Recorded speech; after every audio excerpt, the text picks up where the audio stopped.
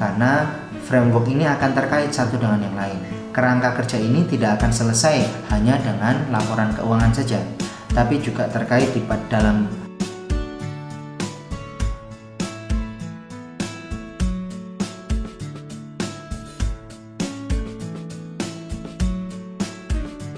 Bismillahirrahmanirrahim. Assalamualaikum warahmatullahi wabarakatuh. Innal hamdalillah nahmaduhu wa nasta'inuhu wa nastaghfiruh wa na'udzu billahi min shururi anfusina wa min sayyiati a'malina may yahdihillahu fala mudilla lahu wa may yudlil fala hadiya lahu. Asyhadu an la ilaha illallah wahdahu la syarikalah wa asyhadu anna Muhammadan abduhu wa rasuluh. Allahumma shalli ala Muhammad wa ala alihi wa ashabihi ajmain, amma ba'du. Teman-teman, sahabat dan sahabat apoteker yang dimuliakan Allah, kali ini kita akan melanjutkan tentang framework pengelolaan keuangan apotek. Framework pengelolaan keuangan di apotek atau kerangka kerja pengelolaan keuangan di apotek ini sesuai diterapkan oleh seorang business owner, operating manager, maupun finance and accounting. Antara business owner, operating manager, finance and accounting perlu saling berkomunikasi terkait dengan pengelolaan keuangan ini, karena framework ini akan terkait satu dengan yang lain. Kerangka kerja ini tidak akan selesai hanya dengan laporan keuangan saja, tapi juga terkait dengan balance scorecard yang menjadi acuan bagi business owner maupun budgeting yang menjadi acuan dari manajer operasional. Nah, teman-teman, kemarin di video sebelumnya saya sudah jelaskan bahwa ada pekerjaan manajemen terkait dengan plan, do, check, action, dan ada pekerjaan accountant atau pekerjaan teknis yang dikerjakan oleh petugas membuat laporan keuangan. Ada bagaimana membuat budgeting, yang ini dikomunikasikan antara manajemen, accountant, dan business owner, lalu membuat bookkeeping atau membuat catatan-catatan terkait dengan laporan-laporan keuangan, dan juga terakhir wujudnya adalah laporan keuangan. Dan kesemuanya ini akan menjadi acuan untuk mengambil sebuah keputusan apa yang akan dikerjakan pada periode berikutnya. Framework dalam operational manager, balance scorecard ini, kalau yang dipegang oleh seorang business owner kan balance scorecardnya, bagaimana keuangannya, apakah customer satisfaction-nya tercapai, apakah internal prosesnya berjalan dengan baik, apakah people development atau learn and growth-nya telah bekerja dengan maksimal, kinerja aset bisnisnya bagaimana, timbangan bisnisnya apakah sudah mencerminkan aset yang bekerja, apakah cash flow-nya telah mencerminkan penjualan dan omset yang baik, apakah cash flow statement-nya telah sesuai dengan profit yang ditargetkan, kira-kira begitu. Nah, ini business owner-nya lebih luas lagi. Dia tidak hanya bicara tentang balance scorecard, tidak hanya bicara tentang laporan-laporan keuangan yang terpisah. Ya, ini kan terpisah. Ini dikerjakan oleh teman-teman accounting, ini dikerjakan oleh teman-teman business operation, oleh business operational manager, dan yang dikerjakan oleh business owner adalah semuanya. Nah, ini perlu dikomunikasikan. Kalau untuk urusan membuat laporan keuangan, nanti pekerjaan dari accounting atau operational manager cukup, tidak harus kita. Materi yang akan saya sampaikan ini adalah materi yang bisa kita berikan sebagai bahan training untuk operational manager maupun accounting atau petugas pembuat laporan keuangan. Laporan yang akan saya sampaikan ini nanti, laporan keuangan yang akan kita pelajari adalah hal-hal yang akan kita sampaikan dan bisa kita jadikan sebagai bahan training untuk operational manager dan juga petugas finance and accounting membuat laporan keuangan. Urusan-urusan yang lain, framework ini kita yang mengelola karena kita sebagai seorang business owner. Prinsip manajemen keuangan kemarin saya jelaskan, hal-hal seperti ini teman-teman business owner tidak perlu tahu. Terkait dengan prinsip manajemen keuangan di apotek, ini harus betul-betul diketahui, dikuasai oleh seorang business owner. Finance accounting, petugas teknis, dan juga operational manager tidak sampai mendalam seperti ini. Menumbuhkan uangnya seperti apa, mengelola keuangannya bagaimana, lalu mengembangkan uangnya seperti apa. Ini semua adalah ranah business owner. Meskipun business owner tidak secara langsung bekerja terkait dengan laporan keuangan, tapi prinsip-prinsip ini akan sangat Prinsip-prinsip ini akan sangat menentukan bagaimana teman-teman business owner membaca laporan keuangan, menganalisa laporan keuangan, dan mengambil keputusan berdasarkan laporan-laporan keuangan itu. Dan itulah business owner mengambil keputusan strategis atas laporan keuangan yang disajikan oleh finance accounting dan menerima analisa atas laporan keuangan itu dari seorang operational manager. Dari keduanya kita mengambil sebuah keputusan strategis. Sekali lagi, accounting itu adalah bahasa bisnis, teman-teman. Jadi ketika kita mau bicara mendelegasikan tugas kepada operational manager, kepada karyawan kita, kepada petugas finance accounting, petugas pembuat laporan keuangan, kita harus sama dulu bahasa bisnisnya. Termasuk ketika kita mau melakukan mentoring, kita melakukan coaching, kita minta pendampingan bisnis, harus sama dulu bahasa bisnisnya. Termasuk kalau kita mengajak orang lain berinvestasi dalam bisnis kita, atau kita menyisihkan sebagian keuangan kita untuk berinvestasi, baik duplikasi maupun multiplikasi dari produk kita, atau dari apotek kita, atau keuangan kita. Harus ngerti dulu keuangan kita seperti apa, bahasa bisnisnya harus seragam terlebih dahulu, harus disepakati. Nah teman-teman, sekarang kita akan belajar tentang, baik sahabat, kita akan belajar tentang bagaimana membuat laporan keuangan di apotek. Saya buat contoh kasus di sini adalah pencatatan keuangan di apotek NABC. Dimulai yang pertama, ini ada tentang soal kasus kompleks. Ada soal yang lebih sederhana. Kemudian saya bantu teman-teman untuk membuat neraca awal berdasarkan kasus yang sederhana ini. Kemudian saya ajak teman-teman untuk mempelajari contoh kasus transaksi harian yang ada di apotek NABC. Kemudian saya buat lembar latihannya, lalu ada kunci jawabannya, lalu ada neraca setelah dilakukan. Tadi kan neraca awal, di sini neraca pada tanggal 8 Juli setelah dilaksanakan sebuah transaksi, ada latihan, ada kunci jawaban. Di sini adalah neraca pada tanggal 11 Juli. Dan ini template Rosetta Stone yang bisa teman-teman gunakan.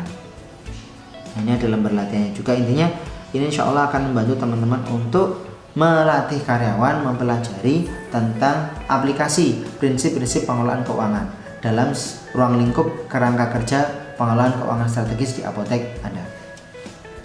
Baik, yang pertama, karena tadi kita bicara tentang harus sama dulu nih bahasa bisnisnya ya. Kita pertama bicara tentang soal kasus dulu. Pertama, tentang kasus kompleks.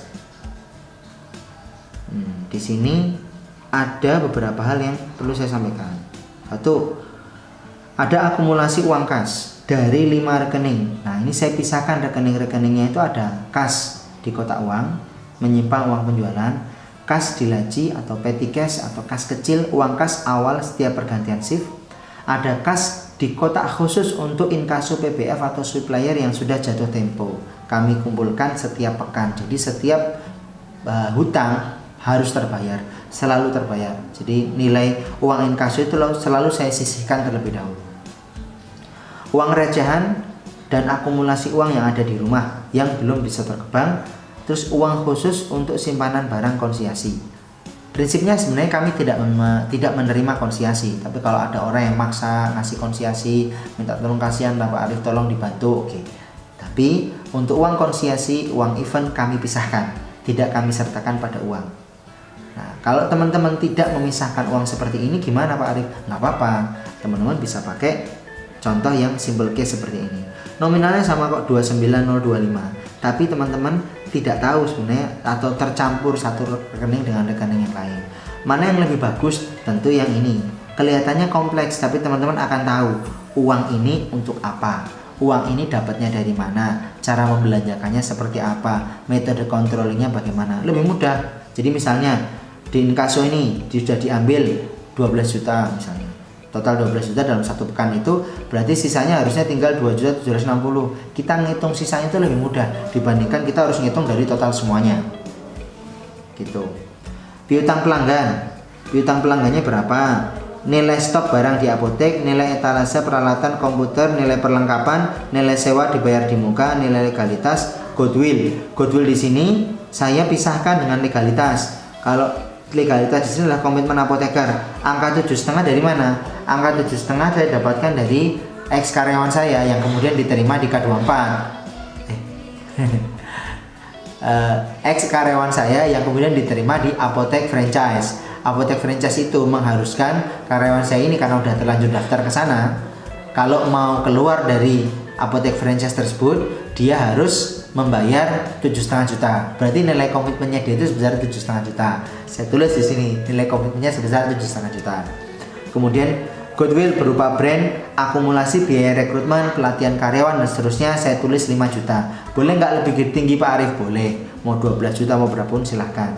Kalau saya ngambil sesuai dengan nilai brand. Satu buat brand, kalau teman-teman jasa brand biasa antara 200.000, 500.000 sampai 2,5 juta. Terus akumulasi biaya rekrutmen, sekali rekrutmen teman-teman berapa? Kita pakai jasa psikologi 300.000, pakai talent mapping 360.000. Tinggal teman-teman akumulasikan. Mengirim teman-teman untuk pelatihan karyawan 750.000, 1 juta, 1,5 juta, bisa teman-teman akumulasikan. Seperti itu. Untuk menambah nilai goodwill teman-teman. Hutang PBF-nya berapa? Hutang biaya pajak yang belum dibayarkan. Misalnya omset bulan lalu adalah 90 juta. Hutang lunak dari keluarga tercatat tapi tidak bersyarat, tetap ditulis. Total biaya akumulasi, total biaya operasional bulan sebelumnya berapa? Akumulasi fixed cost dan variable cost. Ini juga teman-teman, fixed cost dan variable cost ini harus teman-teman urai, teman-teman sepakati dari awal. Kita perbesar coba ya. Fixed cost and variable cost. Apa saja fixed cost and variable cost?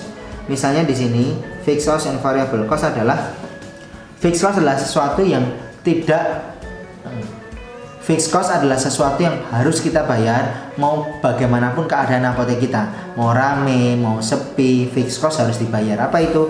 Biaya SDM, biaya listrik, biaya galon, biaya wifi, biaya pulsa SMS, biaya hosting domain. Ini sesuatu yang harus kita bayar. Nilainya berapa? Totalnya adalah 13.404.000 rupiah. Ini setiap bulan. Terus akumulasi variable costnya apa? Variable cost itu sesuatu yang tergantung omset kita, tergantung besaran kita ngantar-ngantar barang, delivery, besaran iklan yang kita keluarkan, biaya program apotek yang kita keluarkan, besaran ATK yang kita beli saat itu dan seterusnya. Jadi ini variable cost. Berapa totalnya? 1.785.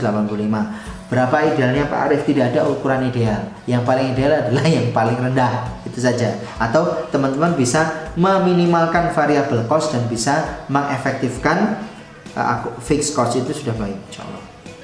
Oke, sekarang teman-teman identifikasi dulu teman-teman identifikasi terlebih dahulu semua yang ada di sini sampai teman-teman dapati nilai EBITDA, earn before interest, tax, depreciation, and amortization. Ini kalau pakai bahasa yang rumit teman-teman. Kalau pakai bahasa yang simple seperti ini bahasanya. Bahasa yang simple adalah total pendapatan laba awal belum dikurangi apapun. Nah, gitu.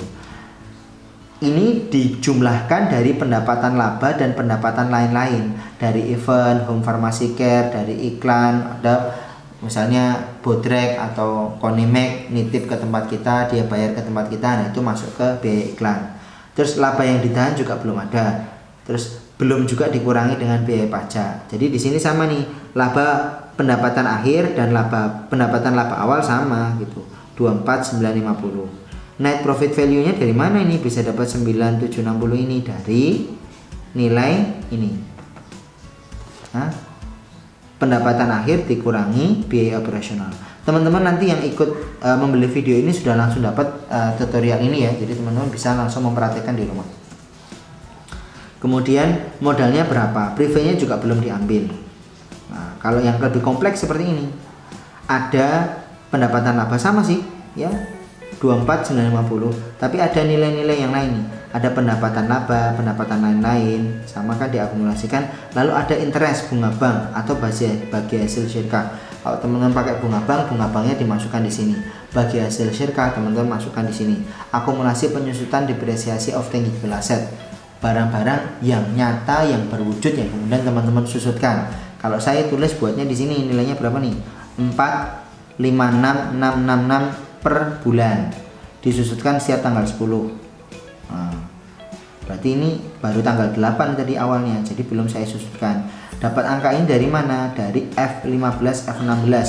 Ini berarti biaya perlengkapan dan peralatan dan perlengkapan, kemudian dibagi dengan total masa pakai sekitar 5 tahun, berarti dibagi 60, berarti disusutkan per bulan 456.700 rupiah. Kemudian penyusutan amortisasi of tangible asset. Tangible assetnya apa? Tangible assetnya tadi ada goodwill, ada komitmen apoteker, itu bagian dari amortisasi. Earn after iddah, karena belum ada ya, berarti nilainya segini. NPV-nya sama, kemudian modalnya sama. Di sini sudah ada rumusnya teman-teman ya, cara ngitungnya seperti apa. Jadi teman-teman yang blank, nggak ngerti tentang bagian keuangan, insya Allah bisa mengikuti. Kalau teman-teman nanti belum paham juga, teman-teman bisa menikmati fasilitas mentoring bersama kami, insya Allah. Tuh. Nah, terus kita buat neraca awalnya. Neraca awal ini supaya nggak kelihatan merah-merahnya, saya buat simbol case nih seperti ini. Udah, simbol case-nya kayak gini. Tuh, akumulasi uang kas 29025 muncullah di sini akumulasi. Tuh ya. Nih. 29 piutangnya apa semua ditulisin di sini, totalnya segini, total aset. Oh, kok kecil? Enggak apa-apa. Hutang BPF sekian, hutang pajak belum ada, belum kita bayar, maksudnya belum kita hitung total semuanya karena ada barang-barang yang belum datang misalnya. Oke. Biaya operasional adalah segitu. Total pendapatan laba 24, laba yang ditahan juga masih 0. Berarti kondisinya kira-kira saya masih untung apa rugi. Nah, bisa dilihat dari sini gitu. Berapa rekap omset pekanannya bisa dilihat dari sini. Rata-ratanya berapa per hari, per bulan, per pekan gitu. Nah, ini teman-teman kalau kita mau bikin laporan keuangan. Sampai di sini dulu, saya harapkan teman-teman sudah mulai paham nih. Dari sini nanti teman-teman akan masukkan ke lembar Rosetta ya, ini saya pakai yang kunci jawaban. Mana nih? Teman-teman masukkan semuanya nih. Balance awan pengusutan tanggal 8 Juli, akumulasi uangnya berapa, piutang kepada pelanggan berapa, nilai stok barang berapa, nilai etalase semuanya berapa ya. Terus kayak gitu. Terus kemudian apa yang ditahan, investasi modal Anda hitung semuanya, lalu masuk ke biaya operasional yang saat ini. Jadi ini adalah biaya, ini adalah laporan untuk neraca. Jadi kita buat awal dulu neraca dulu, kita timbang dulu bisnisnya, ditimbang dulu, baru kemudian kita transaksikan. Nah, ketika ditransaksi ini kemudian kita akan catat beli ATK, kompensasi magang dari BPL, pencatatan pajak terutang, jasa home care yang jasa suami dikasih, seterusnya gitu. Dari sini. Nah, terus teman-teman nanti ini kan kunci jawabannya seperti ini. Kalau teman-teman cari lembar latihan, kunci jawaban latihan bisa ambil di sini. Nah, setelah teman-teman dapat neraca awal ini, teman-teman akan buat neraca pekan kedua setelah ditransaksikan. Sekarang kita bicara tentang transaksinya ya, contoh transaksinya. Misalnya pembayaran inkaso SBS, DPS, pembelian tempo, bayar gaji marketing freelance dan seterusnya, ada semua di sini. Nanti dia akan dimasukkan ke kunci jawaban yang ada di sini. Nah, di sini ada semuanya. Teman-teman tinggal masukkan di sini satu persatu gitu. Ada perhitungannya merujuk kemana. Terus ketika ini kasnya positif, nanti yang negatif apa saja. Di sini ada semua total. Di sini. Paling ini saya berikan beberapa ya. Ketika kemudian ada pajak utang bulanan, seterusnya ada di sini. Total di sini kunci jawabannya sudah oke, sudah sesuai. Pajak terutangnya bagaimana? Yang awalnya belum dituliskan, pencatatan hutangnya belum ada, sekarang sudah ada. Ayo semua bahasa semua di situ. Nilai akumulasi penyusutan ini sekitar 84200 dikeluarkan mengurangi goodwill sehingga tidak cacat masuk ke Rosetta, masuk ke rekening pribadi bersama privat di akhir bulanan. Terus nanti lembar latihannya kunci jawaban di sini. Di sini ada juga tentang bagaimana parameter mengevaluasi keuangan. Ada OCF, ICF. Saat OCF-nya negatif artinya buruk ya, karena emang pemasukan kurang dari pengeluaran atau operasional atau pembelian. Cuma kita bisa cek nanti di sini bahwa nilai min 8 ini karena gaji apoteker dan gaji apoteker pendamping. Financing cash flow ini memang harus negatif, berarti kita telah melunasi hutang kita. Terus investment ini negatif. Kalau di sini nilai ICF-nya itu negatif, perlu dicek apakah keputusan investasi telah sesuai dengan rencana budgeting. Artinya masing-masing poin di sini menjadi acuan bagi laporan keuangan berikutnya, teman-teman. Nah, begitu. Sudah lengkap. Teman-teman nanti akan mendapatkan lembar latihan ini. Sudah saya sesuaikan satu persatu, teman-teman nanti tinggal mengikuti. Sudah ada di sini acuannya kemana nomornya. Semoga bermanfaat. Assalamualaikum warahmatullahi wabarakatuh.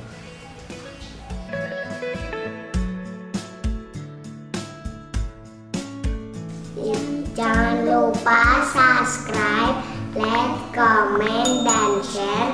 Jangan lupa tombol loncengnya agar bisa ikut video selanjutnya. Wassalamualaikum warahmatullahi wabarakatuh.